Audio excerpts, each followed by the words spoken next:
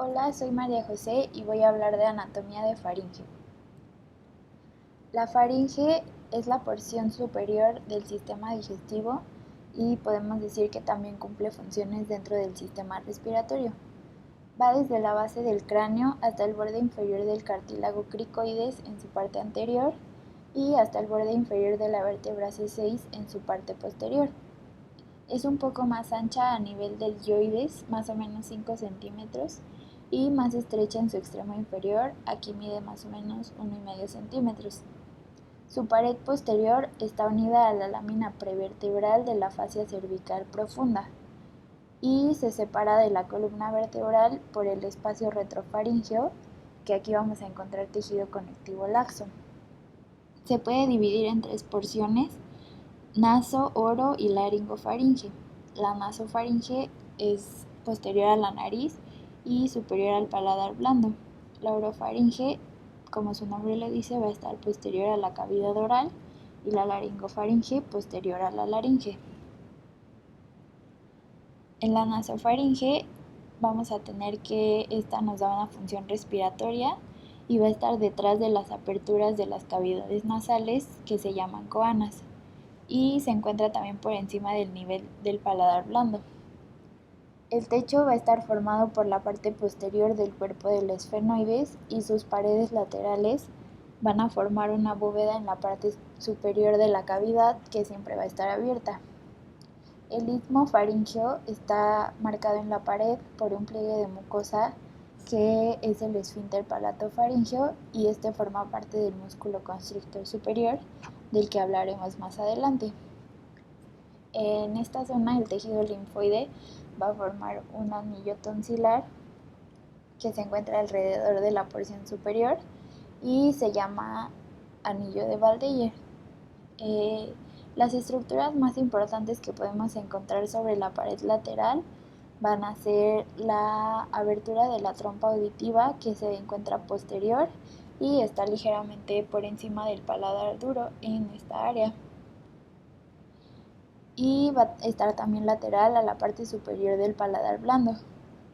Su borde posterior va a formar una elevación que es el rodete tubárico en esta parte, y posterior a este vamos a encontrar el receso faríngeo.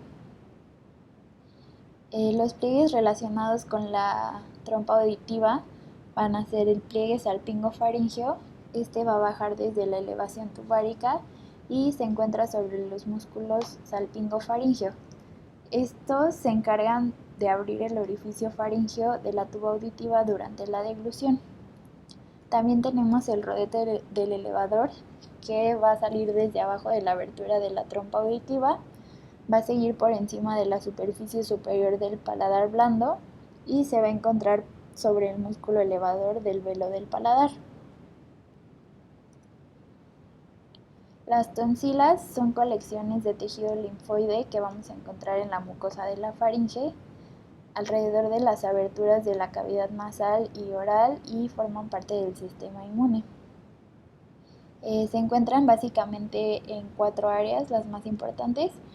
Entre estas tenemos la amígdala faríngea, que también puede recibir el nombre de adenoides cuando aumenta de tamaño. Esta va a estar en la línea media en el techo de la nasofaringe.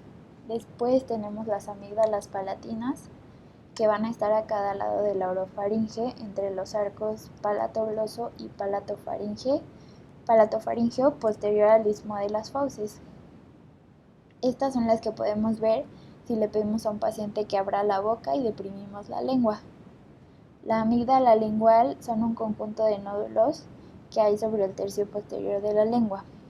También podemos encontrar nódulos linfáticos más pequeños en la trompa auditiva, cerca de su desembocadura en la nasofaringe y sobre la superficie superior del paladar blando.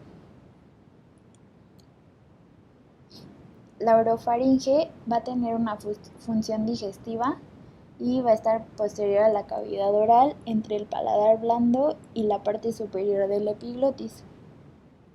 Los arcos palatoglosos van a estar uno a cada lado de la faringe y cubren los músculos palatoglosos.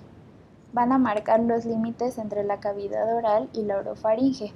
El espacio entre estos arcos es el istmo de las fauces.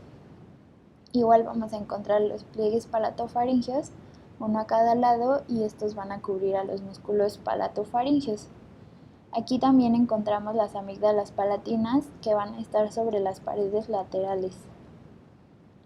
Y cuando tenemos entrada de líquidos o sólidos en la cavidad oral, el istmo de las fauces o istmo orofaríngeo se va a cerrar al bajar el paladar blando mientras se eleva la parte posterior de la lengua y se genera movimiento hacia el centro de los pliegues palatogloso y palatofaríngeo.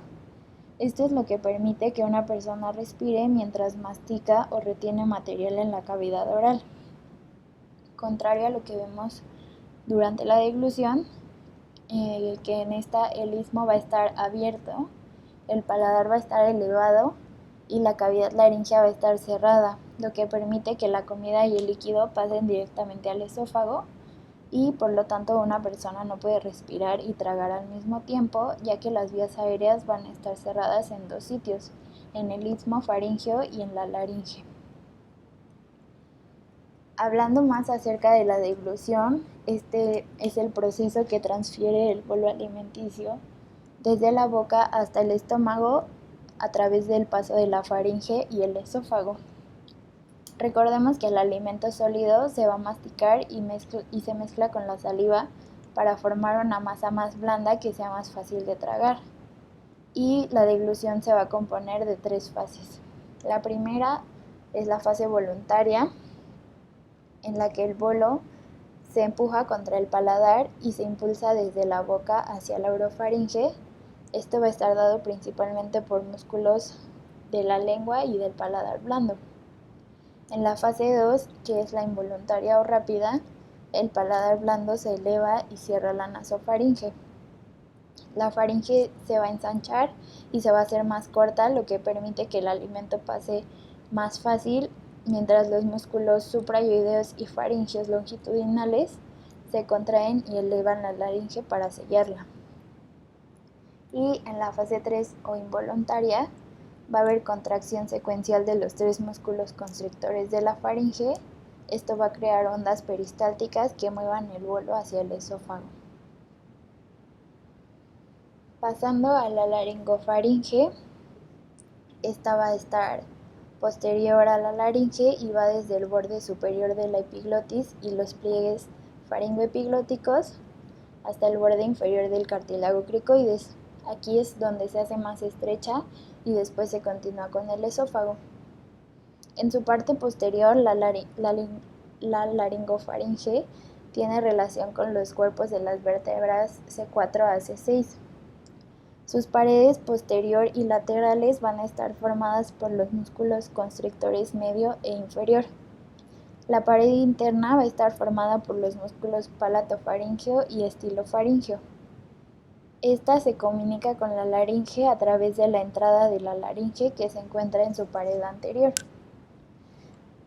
Igualmente en la pared anterior vamos a encontrar unas bolsas mucosas que se llaman valléculas, una a cada lado de la línea media, entre la base de la lengua y la epiglotis.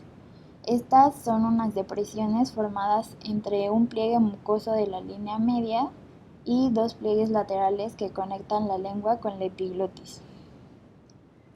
También vamos a encontrar el receso o fosa piriforme, que es una pequeña depresión de la cavidad laringofaringea que encontramos a ambos lados de la entrada laringea. Esta forma canales que dirigen los sólidos y los líquidos desde la cavidad oral alrededor de la abertura laringea y dentro del esófago. Se separa de la entrada laringea por el pliegue aritenoglótico. El receso piriforme va a estar limitado por las caras mediales del cartílago tiroides y la membrana tiroidea. Y algo muy importante es que las ramas de los nervios laringio superior y laringio recurrente están dentro de la mucosa de este y pueden dañarse si introducimos algún cuerpo extraño en el receso. Pasando a los músculos faringeos, estos se van a dividir en dos grupos en base a la orientación de sus fibras. En el primer grupo tenemos los constrictores, En esto sus fibras se orientan en dirección circular con respecto a la pared faríngea y después los músculos longitudinales se orientan verticalmente. Los músculos constrictores tenemos el superior, medio e inferior y se unen en la parte posterior en el rafe-faríngeo. Estos se van a superponer unos con otros, lo que permite la entrada de otras estructuras que vamos a revisar más adelante. Y su función pues es contraer la faringe. Todos estos músculos van a estar inervados por la rama faríngea del nervio vago. Los constrictores superiores se unen anteriormente al gancho de la pterigoides, al rafe pterigomandibular y el esfínter palatofaríngeo se origina en la superficie anterolateral del paladar blando, rodea la parte interior de la pared faríngea y se combinan en la parte interior del constrictor superior. Aquí, cuando el constrictor superior se contrae durante la deglución, forma una rugosidad sobre la pared que atrapa el borde del elevador del paladar blando y esto es lo que permite que se selle el istmo entre la naso y la orofaringe. Después los constrictores medios se unen en la parte inferior del ligamento estiloioideo, el asta menor del hueso yoides y toda la superficie superior del asta mayor del yoides. Por último, los constrictores inferiores se unen anteriormente a la línea oblicua del cartílago tiroides, el cartílago cricoides y un ligamento que va entre estas dos uniones al cartílago y cruza el músculo cricotiroideo. Inferiormente las fibras musculares se unen y se insertan en la pared del esófago, que es la continuación de esta parte.